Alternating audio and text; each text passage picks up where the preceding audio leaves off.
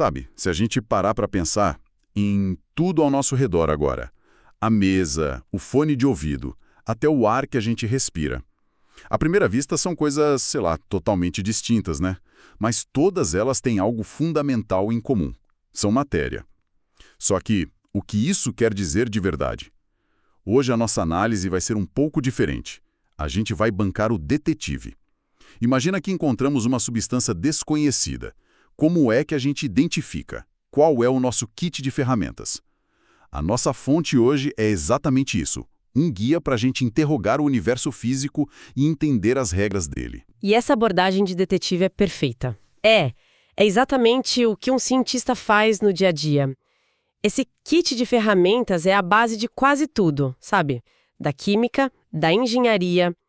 Entender essas propriedades permite que a gente preveja como os materiais vão se comportar, seja, sei lá, cozinhando ou construindo um arranha-céu. É um manual de instruções do mundo. Ok, então vamos abrir esse kit. A primeira ferramenta é a definição mais básica de todas. O material que a gente está usando diz que matéria é, de forma bem simples, tudo aquilo que possui massa e ocupa lugar no espaço. Parece simples demais, né? Quase óbvio. Mas vamos analisar isso um pouco mais a fundo. Pois é, mas essa simplicidade que a torna tão poderosa. Vamos pegar esses dois pilares aí. O primeiro é a massa.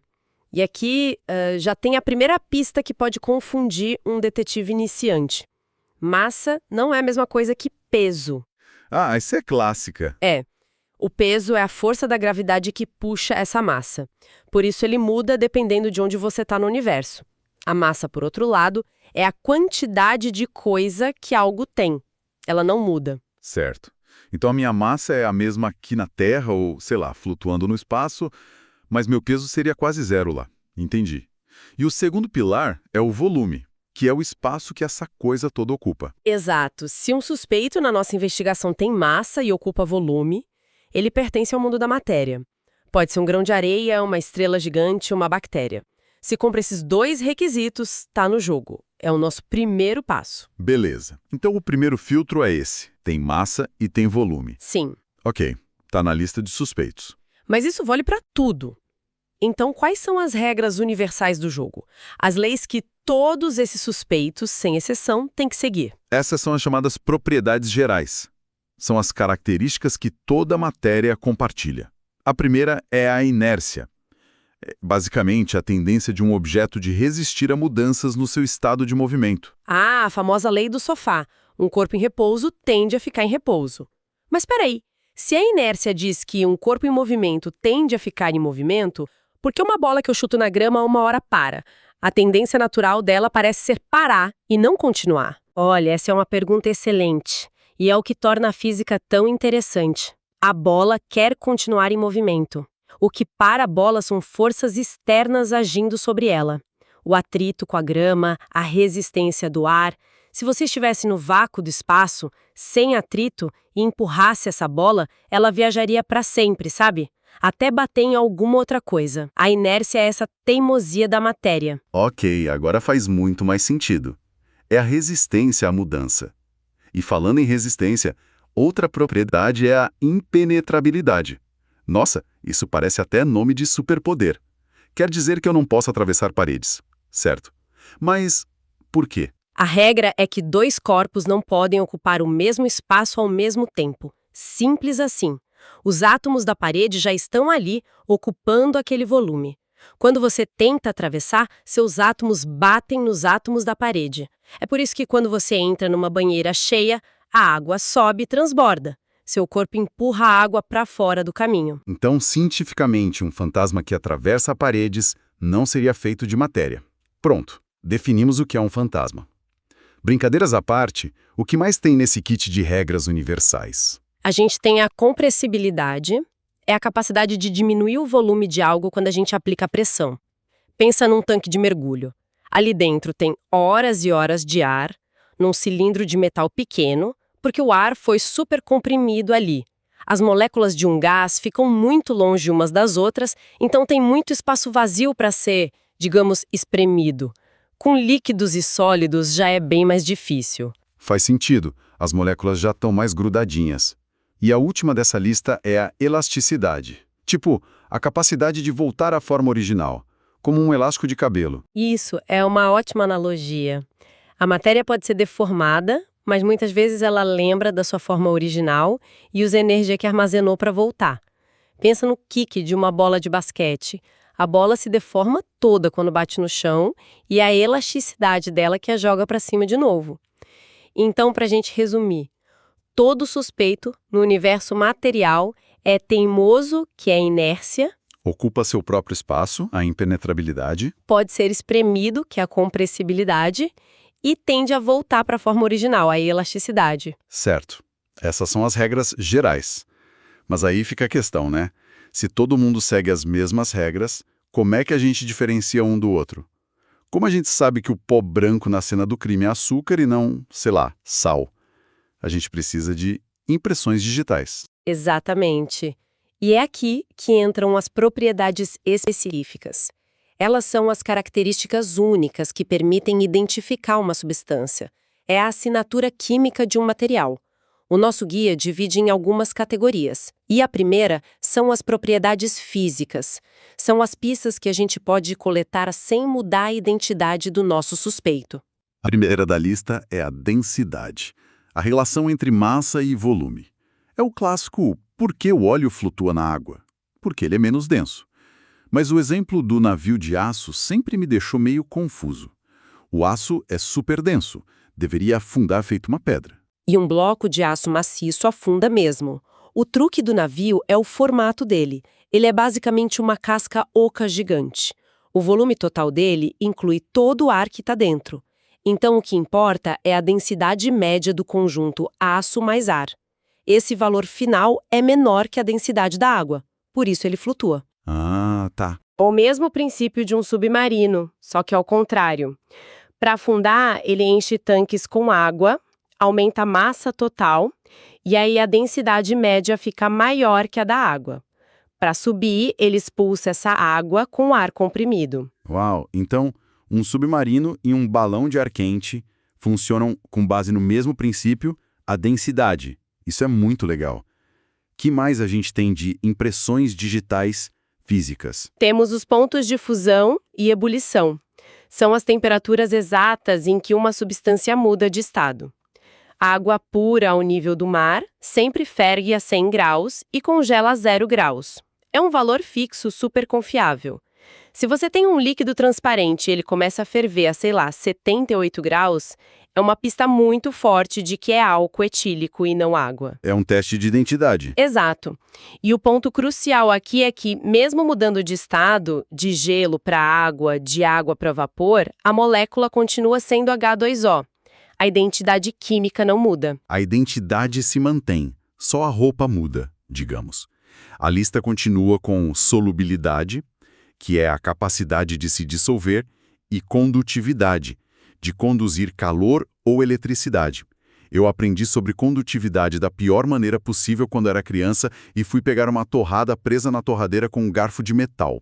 Imagino que foi uma experiência de aprendizado. Chocante. Mas é um exemplo perfeito. O metal é um ótimo condutor. Já o plástico ou a madeira do cabo de uma panela são isolantes. Os elétrons deles estão mais presos. Todas essas pistas, densidade, pontos de mudança, condutividade, ajudam a gente a montar um perfil do suspeito sem machucar ele, sem alterar quem ele é. Mas às vezes, para saber do que ele é capaz, você tem que ver como ele reage sob pressão. E é aí que a gente entra nas propriedades químicas. Aqui, a identidade do suspeito muda. A matéria vira outra coisa. Isso. Se as propriedades físicas são a aparência do suspeito, as químicas são o comportamento dele. Descrevem a capacidade de uma substância se transformar em outra. É aqui que a mágica da química acontece. A fonte dá o exemplo da combustão. Queimar madeira. Ela vira cinza, fumaça, gás. A madeira original deixa de existir. Mas para onde foi toda a massa da madeira? A pilha de cinzas é muito mais leve que o tronco original. A matéria sumiu. Essa é uma das ideias mais incríveis da ciência. Não, a matéria não sumiu. Ela só mudou de forma e de lugar. A lei da conservação da massa diz que nada se cria, nada se perde. A massa que sumiu da madeira virou gases como o dióxido de carbono, vapor d'água e foi para a atmosfera. Se você conseguisse queimar a madeira num sistema totalmente fechado e pesasse tudo antes e depois, a madeira, o oxigênio, as cinzas, os gases, a balança marcaria exatamente o mesmo valor. Nada se perdeu. Isso é alucinante. A madeira não sumiu, ela só se espalhou pelo ambiente. Outro exemplo que a fonte dá é a oxidação, a ferrugem no ferro. Exato! Ferrugem não é só ferro sujo. É uma substância totalmente nova, o óxido de ferro. Tem cor diferente, textura diferente. O ferro reagiu com o oxigênio do ar. A capacidade de enferrujar é uma propriedade química do ferro. É por isso que o ouro é tão valioso, sabe? Além de ser raro, ele é quimicamente muito preguiçoso. Ele não reage. Ele não oxida, não reage fácil. Uma moeda de ouro de 2.000 anos atrás parece quase nova. Uma de ferro teria virado pó. Então a reatividade é a propriedade-chave aqui. Como uma substância se comporta quando encontra outra. Tipo o bicarbonato de sódio e vinagre, que borbulham sem parar. Precisamente, aquela efervescência é a criação de uma nova substância, o gás dióxido de carbono. Essa reação é usada em tudo, de bolo a extintor de incêndio. Um caso extremo de reatividade é o airbag de um carro. Um sensor detecta a batida e dispara uma reação química ultra rápida que cria uma quantidade enorme de gás nitrogênio em milissegundos para inflar a bolsa.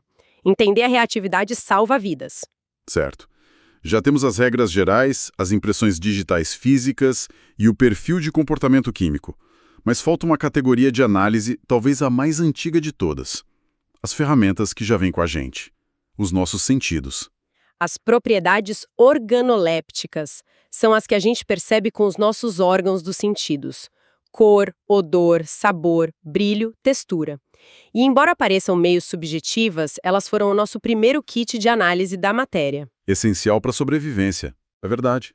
A gente usa o cheiro para saber se o leite estragou, a cor para ver se a fruta está madura, a textura para sentir se algo é seguro. O fascinante é pensar que a nossa biologia evoluiu para ser um laboratório químico ambulante. Nosso nariz detecta moléculas no ar. Nossa língua tem receptores para compostos químicos que a gente interpreta como doce, salgado. Nossos olhos detectam comprimentos de onda de luz. É a nossa interface mais íntima e instintiva com o mundo material. Então, o que tudo isso significa? Juntando todas as peças do nosso kit de detetive, o que a gente aprendeu? Parece que a gente partiu de uma definição super simples e construiu um sistema completo para classificar e entender qualquer coisa física no universo, usando desde regras que valem para tudo, até as impressões digitais de cada um e os nossos próprios sentidos. É um mapa do mundo material. Exatamente. E dominar esse mapa não é só um exercício acadêmico, né? É o que permite toda a inovação. Sem entender ponto de fusão, a gente não cria ligas metálicas para turbina de avião. Sem entender reatividade, a gente não desenvolve remédios que interagem com as células certas. Esse conhecimento básico é o alicerce de toda a nossa tecnologia. É a linguagem que a gente usa para conversar com o universo. E essa nossa conversa toda me deixa com uma última pergunta para a gente pensar. Nossa análise mostrou como classificar a matéria que a gente vê e toca. Mas isso leva a uma questão mais fundamental. Se a gente pegasse um pedaço de matéria, uma barra de ouro, por exemplo, e fosse dividindo em pedaços cada vez menores, chegaria a um ponto em que ela deixaria de ser ouro? E as regras que a gente discutiu, como a impenetrabilidade, ainda valeriam para essa partícula final indivisível? O que acontece quando o nosso kit de ferramentas encontra os limites do próprio mundo material?